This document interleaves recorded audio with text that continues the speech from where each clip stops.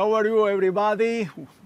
I say hello from this warm day here in Paris, with the action is going on so far.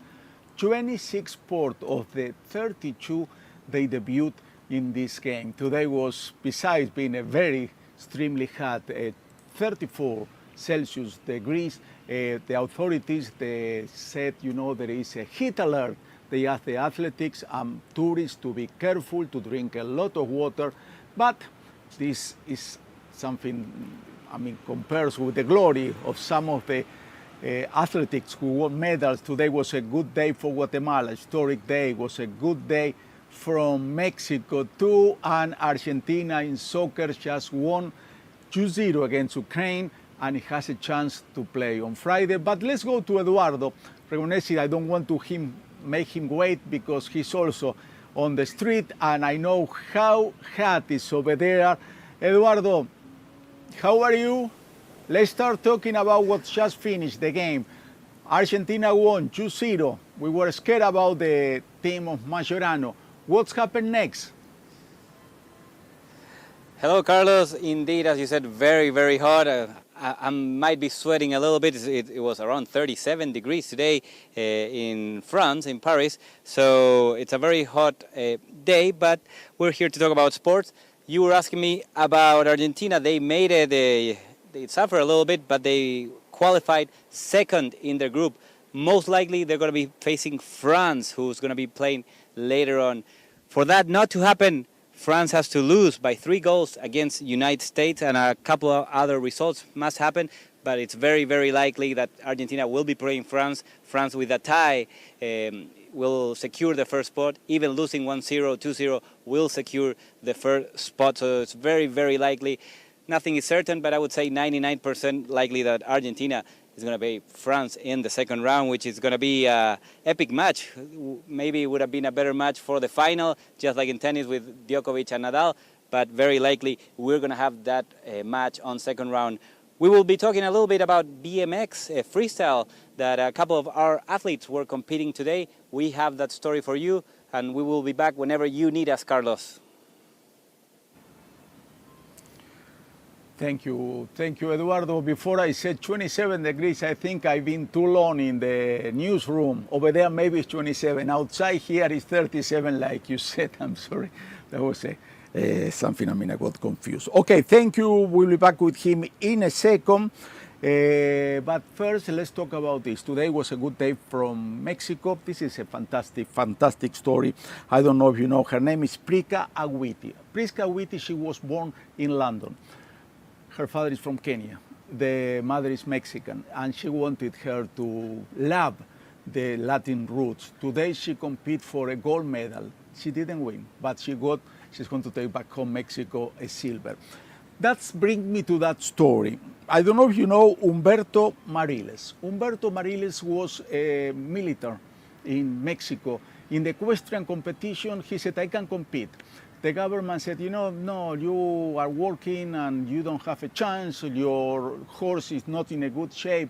He said, let me do it. He did, and he did fantastic in the Olympics at the beginning of the last century. He has an awful tragedy at the end of his life. Let's see his story. It's worth watching it a little bit.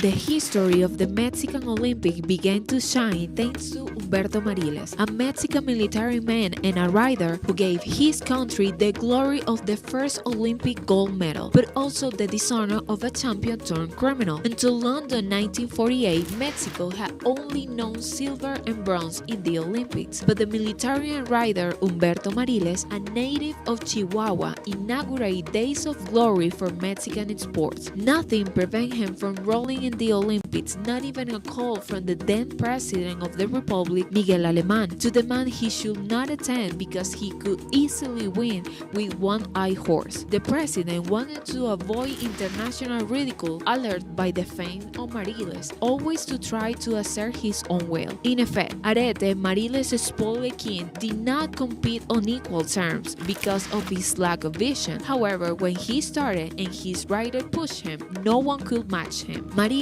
has stride twice to the podium top at the same Olympic Games, first in individual and then in team jumps. In addition, he won bronze in the three-day event. More than a champion, Mexican elites wanted to be like Mariles and began to finance his presentation abroad. The hero of the 48 participated in Helsinki in 1952, but he could not get on the podium again. The Olympic idol began to opaque his stela of deeds that no one had ever been able to match. When in his role as a powerful and influential military man, he built another legacy, but one of violence and complicity between the military leadership and organized crime. In 1964, on returning home after a party, Mariles murdered another driver in a fit of rage in the middle of the public street. Sentenced to 20 years in prison, he reduced his sentence to 8 years, of which he served only 4, enjoying the privilege of an untouchable. Later, in 1972, he was arrested in Paris for heroin possession. Although he denied the charges, French authorities assert that the Mexican general planned to introduce the drug through his influence. Mariles died that same year in the prison of La Santé before being tried for drug trafficking.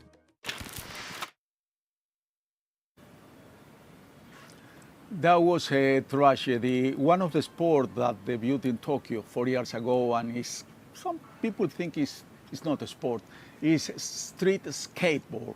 We are going to talk to Charlie Montero about this later. Yesterday was some of the finals competition. But let's go back to Eduardo. Eduardo, okay, we talk about soccer today, football. Today was also a good day, I was saying before, for Guatemala and also for Mexico, no? Exactly. And you were talking about the new sports like skateboard. We were on the route, similar to Charlie, to follow BMX, this new sport aimed at attracting younger athletes, younger audiences, a sport that was introduced in Tokyo 2020. And we were following some of our own. We've been chasing our athletes, hoping that we will see some Latin American medals. So we went today to La Concorde Park to witness BMX Freestyle Park.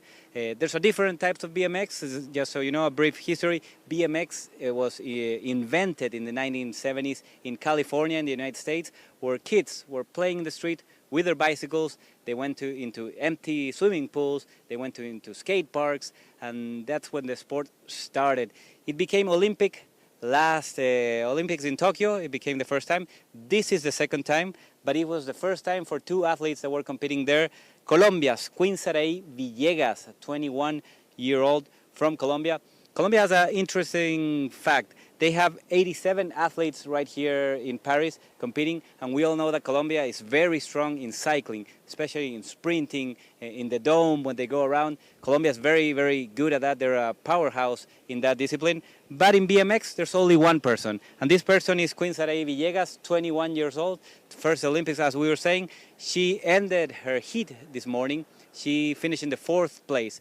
First 3 of each heat moved to the second round. That's 2 heats, so it's 6 people that move on directly, and then the remaining 3, it becomes you have to count all the scores, and the top 9 move along. She finished 7th place, so she moves to the final, as well as another Latin athlete.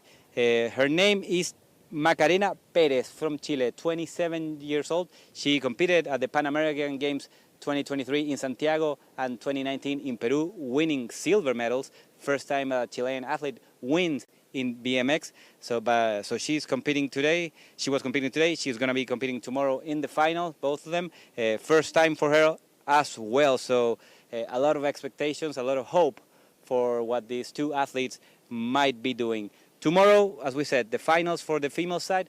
Also, later on, the finals for the male side. And there's 2 Latin American male players also competing. Gustavo Batista from Brazil and Jose Torres from Argentina. So 4 of our own, 4 of los nuestros are going to be competing tomorrow, hopefully for a gold medal. Of course, we will be there. We'll be covering all the sports. Volleyball is happening, tennis, a lot of tennis. And of course, Carlos, I know you're very interested in football. We're going to be following Argentina, hopefully they can get it through the match against France. As we said, very likely it's going to be their opponent. We will be back with you whenever we'll be here. If you need us, we go back with you, Carlos, for now. Thank you, Eduardo. If that's happened, Argentina-France is going to be a rematch of the final in the World Cup in Qatar.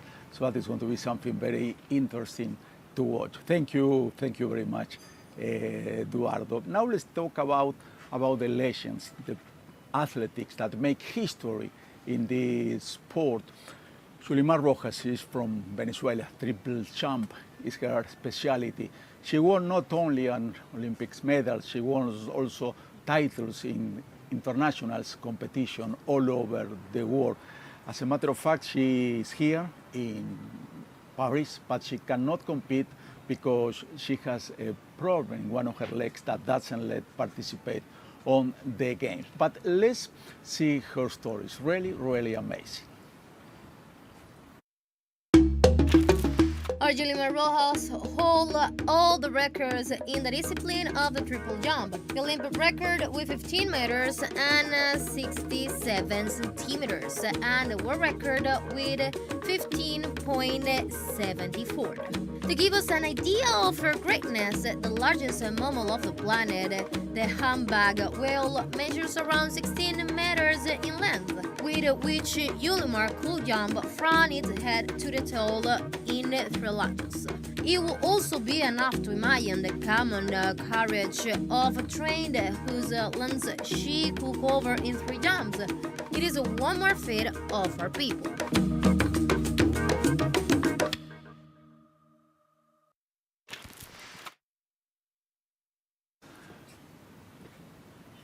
And somebody else who's going to make history in the Olympics is going to be tonight, in a few hours, the finals of the gymnastics.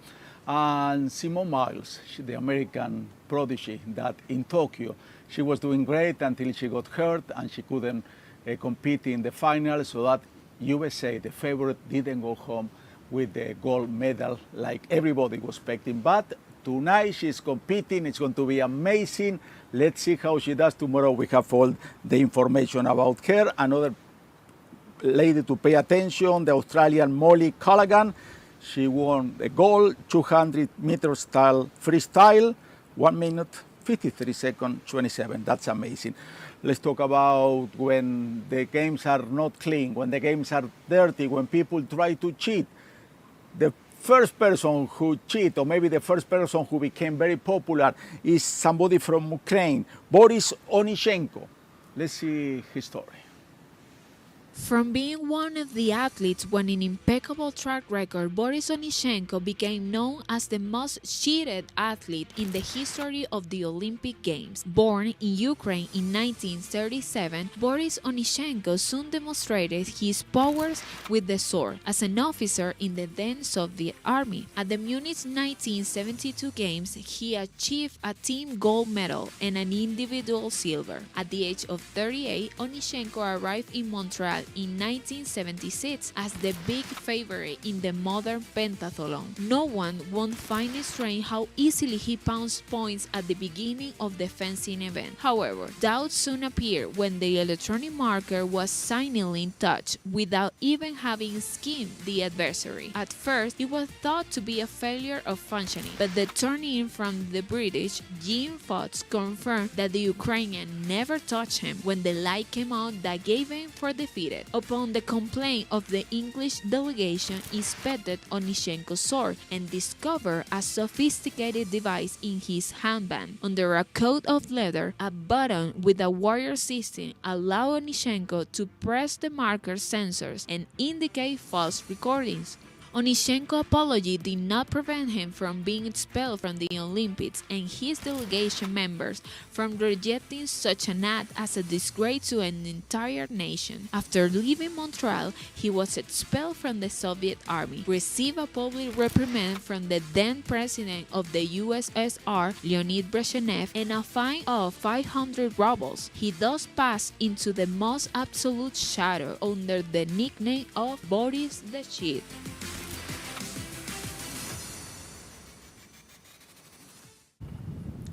That was a big time cheating here in Paris 2024. The closest to cheating, it was something happened to the female football team from Canada. They were spying their rivals with a drone. The coach decided that they have to suspend the coach, and they took 6 points of the Canadian team. Let's see if they can go to the second round. Let's talk about new sport. Skate is one of those. Yesterday was the finals. There were a lot of people watching, cheering the athletics, and Charlie Montero, he was there too. Look his story. Hello, Carlos. How are you? We are here outside the men's final of street skateboarding, where we had two of our people in the finals. De Olio from Argentina, who finished 8th, and Hoefler from Brazil, who finished 6th. But the big surprise was Japan, who in the last trick of the last part of the competition came in 1st place. So I wanted to ask the people around here what they thought about the final of the men's street skateboarding. Oh, it was sick. I've never been to any sort of skateboarding event before, but it was incredible. Sportsmanship out the wazoo, everyone supporting each other, people rising for other countries. It was amazing to see. We didn't believe it was going to win. Yeah, really, it was great. What did you feel when that happened? Oh, it was beautiful, spectacular, beautiful, nice game. It was great. It was really surprising, and there was a lot of fun tricks that went down. It was a good show from everyone. Were you surprised that Japan came up on top at the end? Not surprised, but it definitely, going from like 5th, wherever he was, all the way to 1st was crazy. It was the crowd went ecstatic.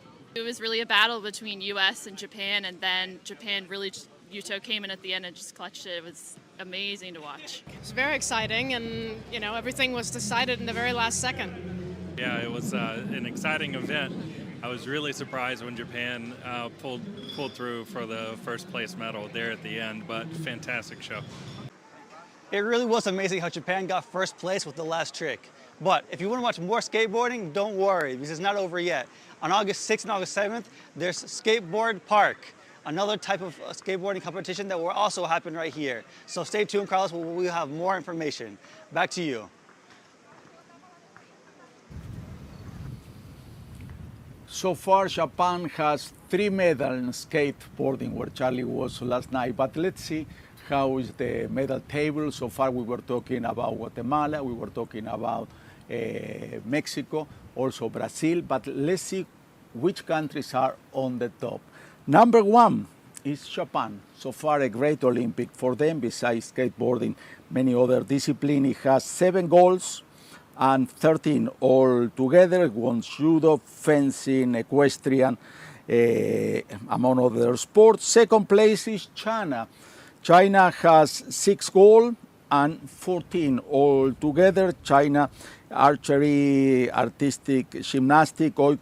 Tonight, I'm sure it's going to get more about gymnastic. The home team, France, so far it has 5 gold and 17 all together. Australia is in 4th place with 5 gold and 9 all together. USA is position 9, Italy 8. You can follow all these medals that changes constantly on the site of the Olympics organization. I think this is all for today. It was a pleasure being with you guys. Tomorrow, a big day. I hope to see you all again. Bye-bye. Have a wonderful evening. Adios.